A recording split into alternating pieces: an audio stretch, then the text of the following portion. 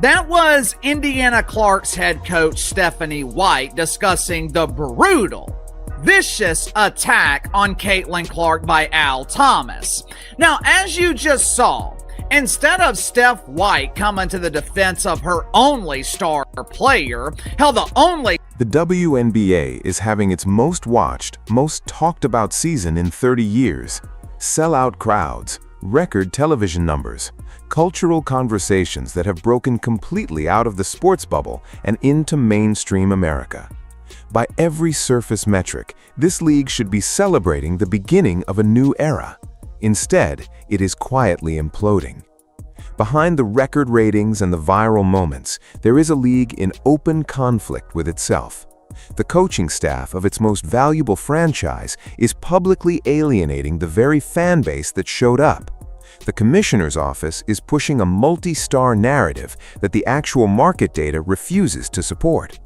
And the league's only genuine box office draw is absorbing a dangerous and escalating level of physical punishment with no meaningful institutional response. What looked like a breakthrough moment is starting to look like something far more fragile, and the cracks are spreading faster than anyone in the front office seems willing to admit. This is the story of how a league that finally had everything it needed to succeed is fumbling the biggest opportunity it has ever been handed. Indiana Fever head coach Stephanie White stepped to the podium and drew a line in the sand. Her message was direct.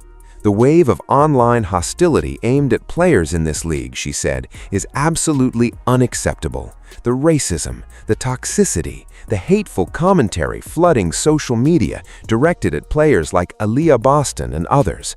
She was unambiguous about where she stood, and she made clear that anyone engaging in that behavior had no right to call themselves a WNBA fan. On the surface, a coach standing up for her players sounds like exactly what you want from leadership. And in a vacuum, speaking out against genuine hate has merit. Nobody with any credibility is defending racist or homophobic comments directed at athletes online. That behavior is indefensible and always has been. But the reaction to that press conference from a significant portion of the league's newly aroused audience was not applause. It was confusion, and then frustration, and then outright anger. Because the question people were asking was not whether toxicity online is bad.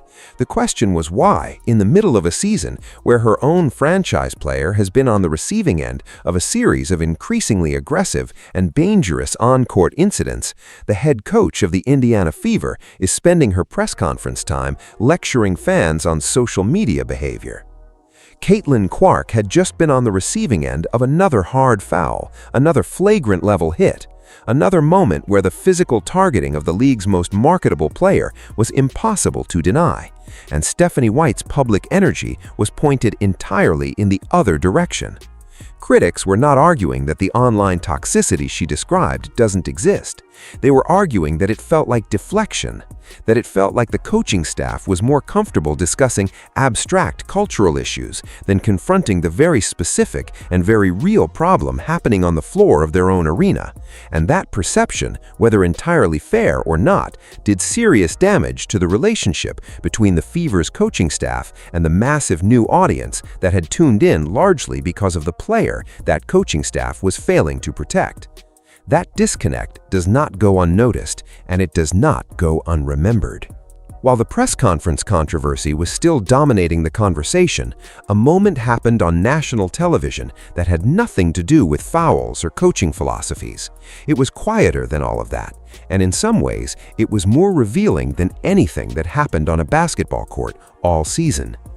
A recent episode of Jeopardy featured a clue about women's professional basketball. The show displayed a clear photograph of Paige Bueckers, the highly touted Connecticut star who had just been selected first overall in the WNBA draft. The contestant who buzzed in looked at the image and confidently answered with the name Caitlin Clark. The correct answer was Paige Bueckers. The contestant was wrong.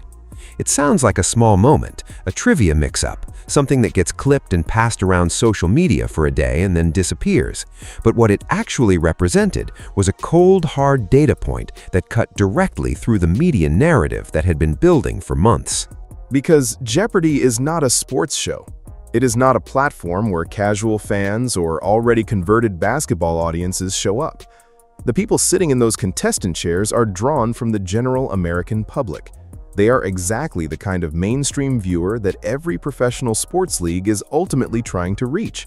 And when one of those viewers looked at a photo of the player that sports media had been aggressively promoting as the next face of women's basketball, the only name that came to mind was someone else entirely.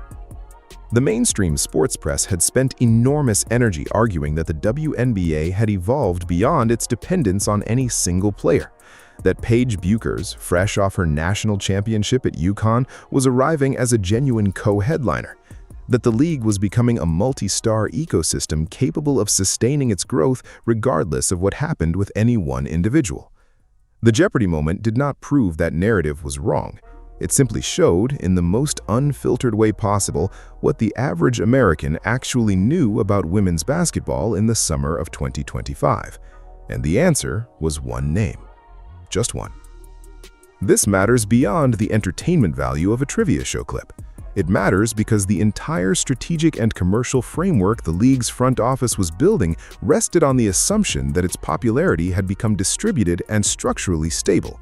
If that assumption is wrong, then every decision being made at the executive level is being made on a foundation that does not match reality. And the Jeopardy moment suggested very strongly that the assumption was wrong. The WNBA went into the 2025 season with a deliberate and coordinated message. This league, the narrative went, is no longer about one player. It has stars, real ones. Players with their own fan bases, their own cultural footprints, their own ability to move tickets and generate conversation independently. Caitlin Clark is great, yes, but the league has grown beyond depending on her. It was a compelling narrative. It was also not supported by the numbers. Ticket prices for fever games, specifically games featuring Caitlin Clark, continued to dwarf the secondary market prices for the rest of the league. Television ratings for Indiana games were not in the same galaxy as ratings for games that did not feature Clark. Sponsorship conversations at the league level were heavily concentrated around the one player the front office was publicly downplaying.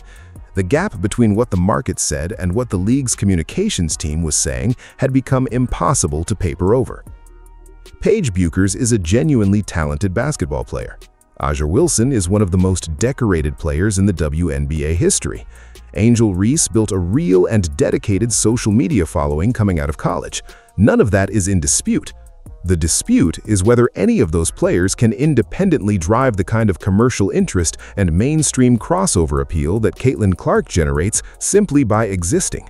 The evidence, consistently and repeatedly, says no. And this creates a strategic problem that goes beyond basketball. When your entire marketing infrastructure insists that your league has many stars, but the audience only responds to one, you are not running a multi-star league. You are running a one-star league that is in denial about it.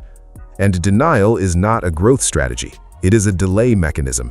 It buys you a few press cycles of positive framing before the underlying reality reasserts itself in the form of empty seats and declining ratings for any game that does not feature the one person everyone actually came to watch. The league had an opportunity to lean into what was working, build around it honestly, and use that foundation to elevate other players over time.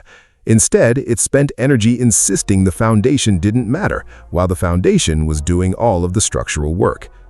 To understand why the WNBA's current identity crisis runs so deep, you have to go back further than last season.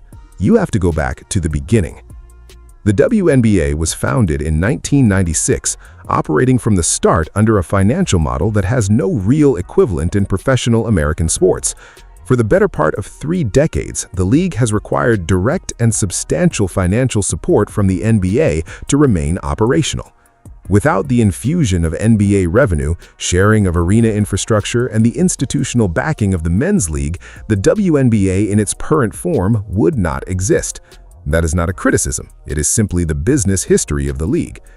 The problem is what 30 years of subsidized survival does to an organization's internal culture and accountability structures. When a business doesn't have to prove itself to the market to survive, it doesn't develop the same urgency around product quality that a business fighting for every dollar develops. The normal feedback mechanisms, the ones where an underperforming product loses customers, loses revenue, and is forced to make structural improvements, did not operate in the WNBA the same way they do in leagues that live and die by their own balance sheets. The league could continue existing, regardless of whether it was growing its audience, improving its on-court product, or building genuine commercial independence. This created an environment where, over time, success was defined differently, where the metrics that mattered internally were not always the metrics that mattered to a paying audience, where the culture within organizations could drift away from the relentless focus on performance and product quality that drives every other successful sports entertainment business, because the survival mechanism was external rather than internal. When Caitlin Clark arrived and began generating the kind of commercial interest the league had never independently produced, it exposed exactly how wide that gap had become. Here was something the market wanted at a scale the WNBA had never experienced, and large portions of the institutional infrastructure simply did not know how to respond to it because they had never had to develop those muscles. The financial lifeline created the conditions for the current crisis. Not inevitably, not as a matter of destiny, but the connection between those 3 decades of subsidized survival and the league's current inability to capitalize on its own breakthrough moment is not coincidental. This is where the story moves from frustrating to genuinely alarming. Since Caitlin Clark entered the WNBA as a rookie in 2024, there have been over a dozen documented instances of what medical observers and independent analysts have described as controversial and dangerous physical contact directed at her specifically.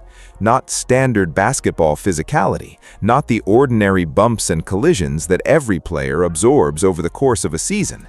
Contact that medical professionals from major professional sports leagues have explicitly described as unsustainable and potentially career-altering. A former team physician with significant professional sports experience spoke publicly about the pattern. The cumulative impact of repeated hits to the upper body, the dangerous practice of opponents placing a foot in a landing zone, the throat contact, the eye contact, the back strain from absorbing hit after hit without meaningful protective intervention. The warning was not speculative, it was clinical.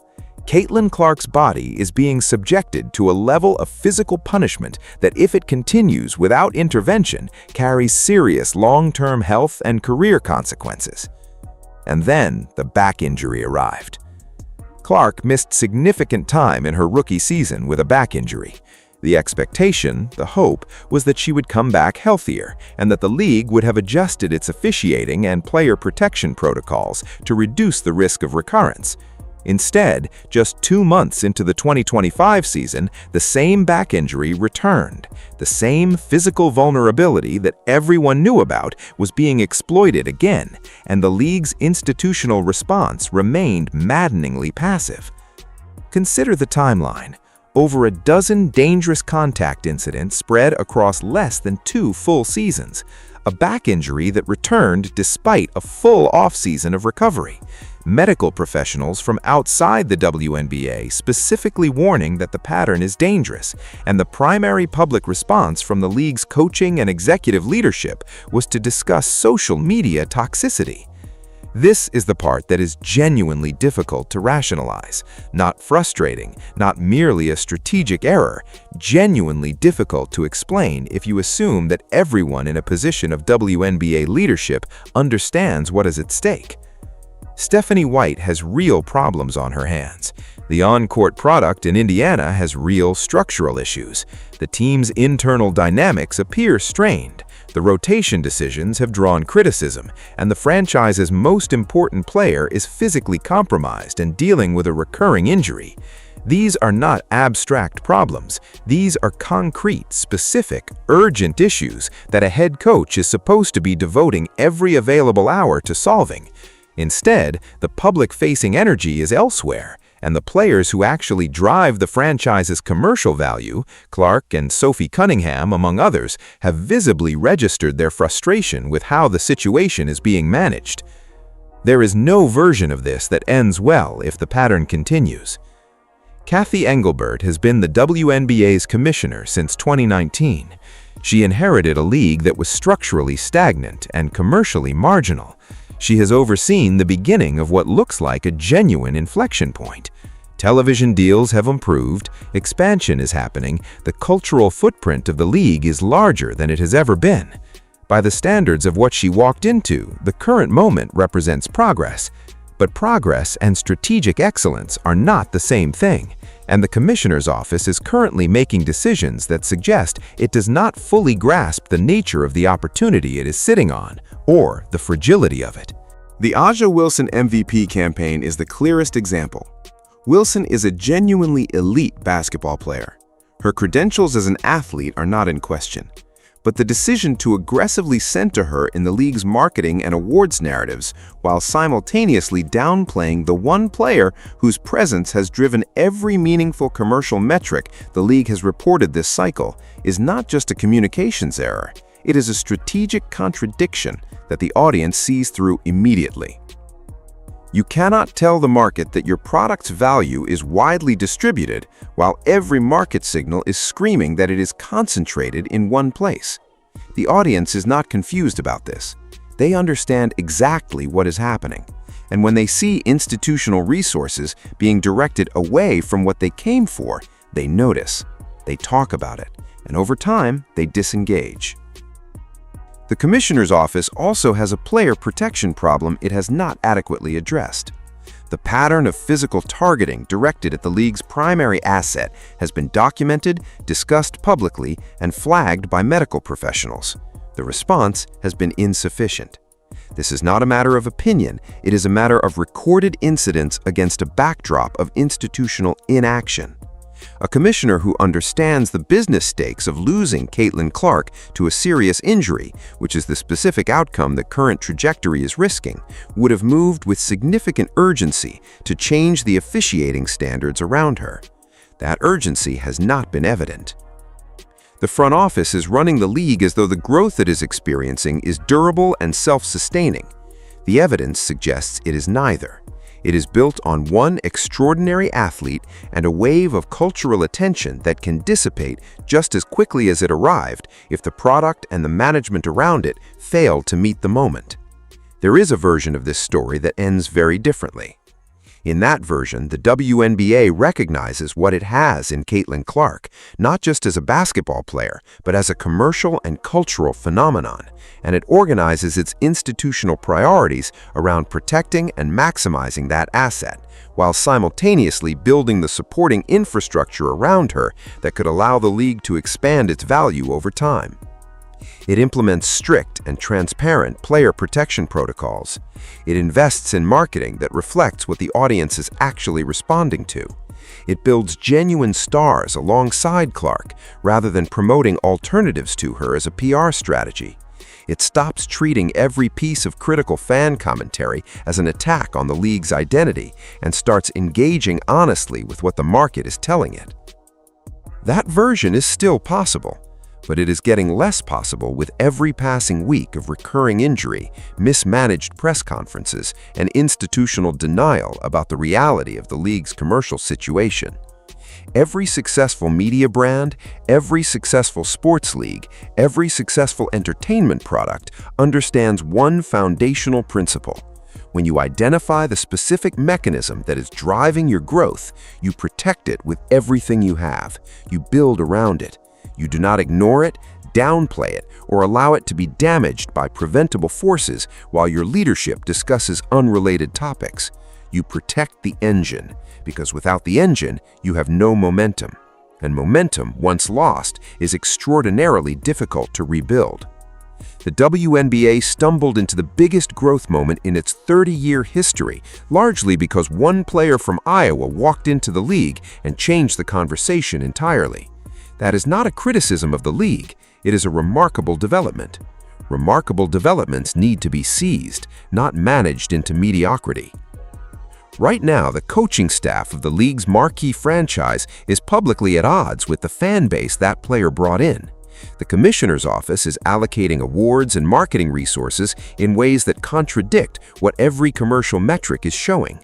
Medical professionals are warning about the long-term physical viability of the one person holding everything together, and the institutional response to all of it has been a combination of cultural lectures, deflection, and narrative management. That is not how you build a league. That is how you squander one. The WNBA does not have an infinite amount of time to get this right. The audience that arrived because of Caitlin Clark is not a guaranteed constituency. These are not lifelong fans who showed up through decades of loyalty and will stay regardless of what the product does. Many of them arrived because of a specific, remarkable individual who made them care about a sport they had previously ignored. Their continued presence depends on their experience being positive, on feeling that the league respects them, on watching the player they came to see be protected and elevated rather than targeted and diminished. When a coach tells that audience they are not real fans, when the league office pushes narratives that contradict what the audience knows to be true, when the player they tuned in to watch keeps getting hurt and the institutional response keeps missing the point, the audience does not stay to argue. It leaves. Quietly and quickly, it leaves. The medical warnings are serious. The coaching dynamics in Indiana are a genuine problem. The commissioner's strategic blind spots are costing the league real opportunities. None of these are small issues dressed up as crises. These are structural problems that compound over time if they are not addressed with honest urgency. The question the league's leadership needs to be sitting with is not whether the online commentary is too harsh. It is not whether Caitlin Clark gets enough credit relative to other players. Those are sideshows. The real question is whether the people running this organization understand the precise nature of the moment they are in, what it depends on, how easily it can collapse, and what it will actually take to transform a temporary wave of cultural attention into something durable and real. That question has an answer, but the window in which to act on it honestly is not staying open forever. Sound off in the comments below whether you think this is a failure of leadership, a failure of strategy, or something the league can still turn around. The conversation matters. And if you want more breakdowns like this one, hit that subscribe button. More to come.